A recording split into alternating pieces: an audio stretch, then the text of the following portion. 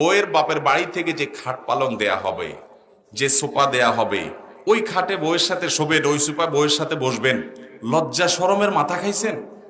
একটা মেয়ে জন্মের পর থেকে বড় হওয়া পর্যন্ত লক্ষ লক্ষ টাকা ইনভেস্ট করে তার মা বাবা তাকে মানুষ করে, ঠিক না বেঠিক? এরপরে আপনি যায়া সে মেয়েটা, আস্ত মেয়েটা তুলে নিয়ে আসতেছেন। আপনি শ্বশুর মশাইকে সারা জীবন শুকরিয়া জানানো উচিত যে আব্বাজান পড়ালেখা করেছেন আপনি, সার্ভিস দিচ্ছে আমার বাসায়, বড় করেছেন আপনি, সার্ভিস দিচ্ছেন আমার বাসায়, সবকিছু আপনি তাকে রেডি করে দিয়েছেন, লক্ষ লক্ষ টাকা ইনভেস্ট করছেন, আজ তো মেয়েটা তুলে নিয়ে আসলাম। সারা জীবন শ্বশুরের কাছে আপনি অবনত থাকবেন, সেটা না করে উল্টা বরং শ্বশুর বলতেছেন মেয়ে দিয়েছেন, ভালো কথার সাথে খাট পালাঙ্গ দেন। এটার চাইতে বড় জুলুম আরেকটা হতে পারে? এই যৌতুকের অভিশাপ থেকে আমরা আমাদের দেশটাকে মুক্ত দেব তো ইনশাআল্লাহ?